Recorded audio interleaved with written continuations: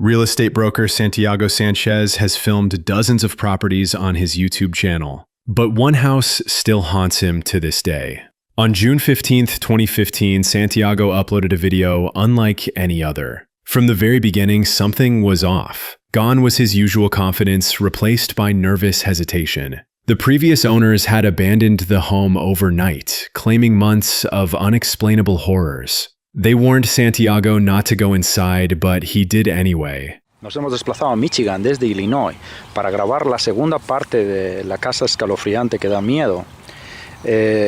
Como pueden ver, no es una casa igual que la casa escalofriante, pero es donde las familias que abandonaron la casa escalofriante es donde han vivido durante unos años y ahora la han tenido que abandonar la casa. Según ellos, la han abandonado por cosas raras que han pasado en la casa. The moment he stepped in, a rotting stench hit him. Unbelievable for a relatively new house. In the kitchen, a swarm of ants devoured the sink. The owners had reported sudden infestations. Flies, insects, despite the home's pristine condition. Then came the hidden closet. Entrar en esta casa ahora mismo. Voy a dejar la puerta abierta para que haya luz. Estamos dentro de la casa. Yo no soy creyente en estas cosas, entonces me da lo mismo, pero... The family had sealed it shut for years, convinced something lived inside. Santiago hesitated, his unease growing, but pressed on until the chair moved on its own. In an empty room, a chair in the corner began rocking, slow, deliberate, with no one near it. Santiago's voice trembled as he tried to keep filming, but the fear was undeniable. Es que un montón de insectos vinieron a esta casa. En todas las partes de la casa hay insectos, miles de insectos. Lo cual es raro porque esta casa es una casa que es prácticamente nueva. No tenía por qué haber ningún tipo de... After that, he never returned. The house had it all. A warning from terrified owners, a stench with no source, sudden insect infestations, and a ghostly chair moving on camera. No sé qué decir, pero pueden ver todavía pertenencias. Es raro. Esto nunca se lo llevaron.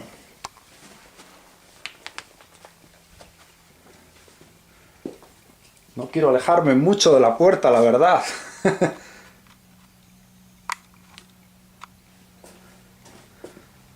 Oh, esto está horrible, este lado. No sé cómo puede estar tan horrible en poco tiempo. Una de las cosas que noto es que hay un olor que está horrible, como podrido. La verdad que está horrible la casa. Esta es la puerta. But what if this wasn't just a house for sale? What if it was your home?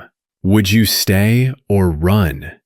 Let us know in the comments, and don't forget to like and subscribe for more chilling true stories.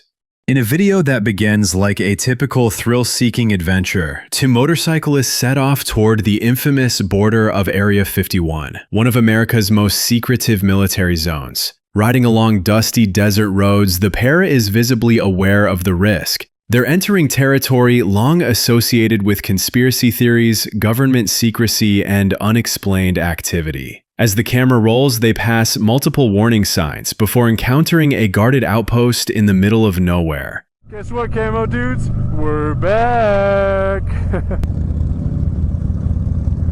That is Sniper Hill up there. That is Sniper Hill. I can't believe we had actual camo dudes looking right at us. I'm turning mine off. That was crazy. What if that's because of our video? The atmosphere shifts dramatically the moment they reach the restricted line. Heavily armed guards emerge from a vehicle, signaling with urgency and aggression. The bikers freeze. There's tension, a sense that any misstep could lead to real danger. After a standoff, the guards issue a warning and allow the pair to leave, but not without stern consequences. The men retreat, visibly shaken. I know, I am. Yeah.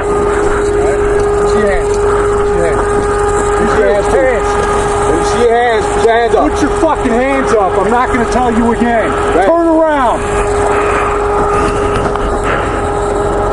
You got him? I'll pat him down. You got it? Yeah. You got anything on you? Nope. No, sir. But what followed is even more unsettling. After the video was posted online, both bikers, once active content creators, vanished from the internet without a trace. Their social media channels went completely dark. No updates, no stories, nothing. It wasn't until weeks later that a fan received a cryptic direct message from one of their accounts. The message implied incarceration at a federal detention center, but the vague wording left more questions than answers. Since then, total silence. You're going all the way out here. We're just adventure travelers. We're just adventure travelers. It's adventure travelers? Yeah. Rub your feet up. They said for us to Turn around. Turn around. We're down a little alien. They said come up Stewart Well Road. Yeah. That's what everybody else does. Yeah, that's what everybody does. We're gonna go past the line, man. We're turning around to head back to Little Alien for dinner. Or you want to get a ruler out and talk about centimeters? I knew you should. I know. Listen, we're going to give you guys a chance, okay? Get on your bikes, get the fuck out of here. We'll call Lincoln County, and they'll write you each a $750 ticket. Okay. We're out of here. Thank you. Go ahead. Sorry for the half. Speculation spread quickly. Some believe they may have captured something classified, perhaps even beyond military operations. Others suggest their accounts were hijacked by authorities to cover up what truly happened. The lack of official records or follow-up from either man only fuels the mystery. Was it just a case of trespassing gone too far? Or did these bikers stumble onto something that was never meant to be seen? One thing's clear, the video didn't just mark the end of their trip. It may have marked their disappearance from public life entirely. In December 2016, a Brazilian man named Fabio E. prepared for what was meant to be the ultimate adrenaline rush, a bungee jump off a 40-meter railway bridge in Sao Paulo. At 36 years old, Fabio was known for his love of adventure, but this time, he had more than just thrills on his mind. His wife, son, and brother were there watching, ready to capture a proud, unforgettable moment. Fabio stood confidently at the edge, smiling, energized, and ready. He had considered jumping with his young son, but chose not to at the last minute. It was supposed to be a controlled, professionally rigged stunt. Cameras were rolling, cheers were heard. Then he leapt.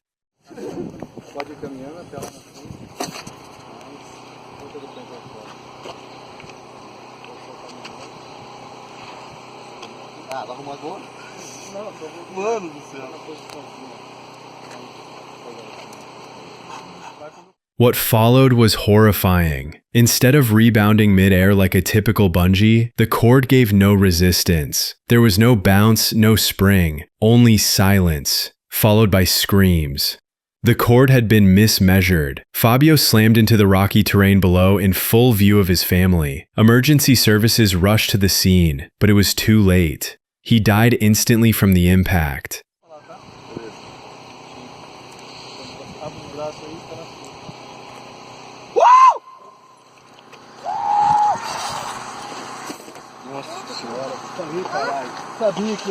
Ah, não acredito, gente. O que aconteceu? The video footage, intended to be a keepsake, became evidence in the investigation. It revealed the fatal oversight made by the stunt team. The cord length had not been correctly adjusted to account for the height of the bridge and the weight of the jumper. A basic miscalculation turned a routine jump into a deadly tragedy. The public reaction was swift. Viewers were stunned. One of them said that not going is the first rule for bungee jumping. Many questioned why safety checks had failed at every level. What makes this video so disturbing isn't just the tragic ending, it's that it was preventable. One small oversight cost a man his life and a family their loved one. And perhaps most haunting, the footage still exists, a permanent record of a jump that should never have happened. It was supposed to be a carefree day at Chihuahua Park. A teen ride, friends laughing, and the thrill of spinning through the sky on a ride called Travel Through Space. At first, everything looked normal. The riders soared upward, flipped, and twisted as expected. But just 13 seconds into a phone-recorded clip, joy turned into horror. One of the passengers, a 13-year-old girl named Guangyi, suddenly slipped through her seat as the ride rotated upside down. In a moment too fast to comprehend, her body was flung violently into the metal railings below. The other riders screamed, helpless as the ride continued spinning. The entire incident was captured on video and it quickly went viral across China.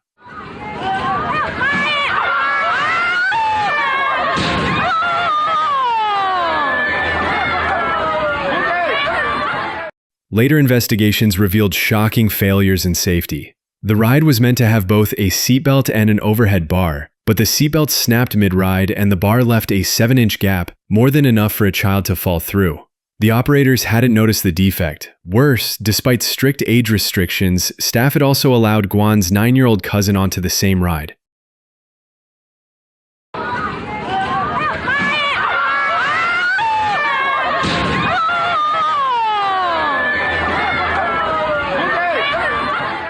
Though the ride had reportedly passed inspection in 2016, there were no updates in the 3 years leading up to the accident. The outcry was massive. Within 48 hours, the park was shut down. The ride was banned nationwide and its manufacturer was forced into emergency inspections. Guan's grieving parents accepted a payout of around $126,700. But the public wasn't having it. One of the viewers put it more bluntly, "I'm so sorry to the parents who had to witness that." This wasn't the first incident linked to travel through space. It was the third. The only thing more disturbing than the footage is how long it took for anyone to do something about it. On December 22, 1990, just days before Christmas, what looked like an ordinary holiday home video would later reveal something truly sinister. The grainy VHS footage shows a man named Vaughn Taylor casually sitting near a decorated tree unwrapping Christmas presents one by one. Behind the camera is Edward Deli, his longtime friend. At first glance, the video feels awkward but innocent, two men sharing a quiet evening. I don't know. Okay. I don't think I got all of this. How come you got a light flashing on the that? But they weren't friends celebrating the holidays. They were recently released convicts. And those weren't their gifts. That cabin belonged to the Tata family, Ralph, Kay, their daughters, their grandmother, and their youngest, Liney.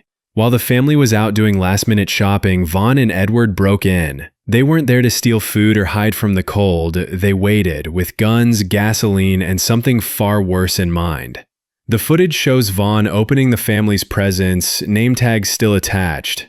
At one point, he even reads the youngest daughter's name aloud. A pistol rests in his lap. Hours later, when the family returned, everything fell apart.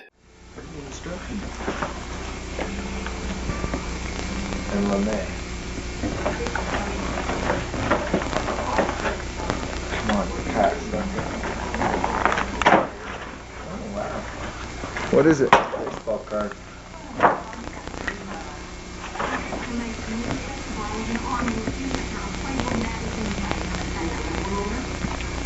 Okay. Let's see. 3 were murdered almost instantly, Kay, the grandmother, and eventually Ralph, who was shot twice. The surviving daughters, Lai and Trish, were kidnapped and taken down the mountain on snowmobiles. But fate wasn't finished. Their uncle, Randy, spotted them on the trail. And miraculously, Ralph, burned and blinded, somehow escaped the inferno. He found Randy and told him what happened. The police were called, the killers were caught. Edward was sentenced to life. Vaughn, who calmly unwrapped stolen gifts while planning murders, was sentenced to death. What haunts people most isn't just the crime, it's the video, chillingly calm, deceptively mundane. And as one viewer put it bluntly in the comments, "This is the most goofy-looking individual I've ever seen." A reminder that evil doesn't always look like we expect it to. Years ago, Tyler Rowe was just another employee working the early shift at a Kroger grocery store in Powell, Tennessee. But what he encountered during those mornings was far from routine. According to him, every day at exactly 9:02 a.m., something strange would happen. Loud, deliberate banging noises would echo from the warehouse freezer. Moments later, the heavy freezer door would slowly swing open on its own. Freezers better not rest. Here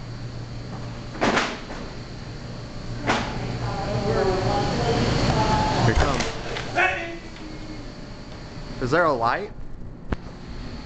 Is there a light in here? At first, it seemed like it could be a prank or mechanical issue. But Tyler and his coworkers checked the inside of that freezer countless times. No one was ever there. No tricks, no hidden wires, just an empty, cold room and a growing sense that something was deeply off. The most disturbing part, it wasn't a one-off. It happened every single day at the same time, like clockwork. Even when Tyler left the store, the strange activity didn't stop. Is there a light? Is there a light in here? And there's nothing in here. There's nothing, nobody, anything. It's just open. 2 months ago, the mystery resurfaced online when a woman named Emily commented on the viral clip. She currently works at the same Kroger and confirmed that the freezer door still opens and slams shut on its own, even after it was fully replaced. Same noise, same time, same eerie silence afterward. The story has since exploded on TikTok, where others have begun sharing their own supermarket horror stories. Some mention hearing footsteps in empty stock rooms. Others talk about flickering lights and cold spots that defy explanation. So, what's really going on in that freezer in Powell? Is it just a mechanical glitch that coincidentally survived a door replacement, or is there something less explainable at play? A presence repeating its routine long after store hours? Let me know what you think, paranormal or just poor maintenance.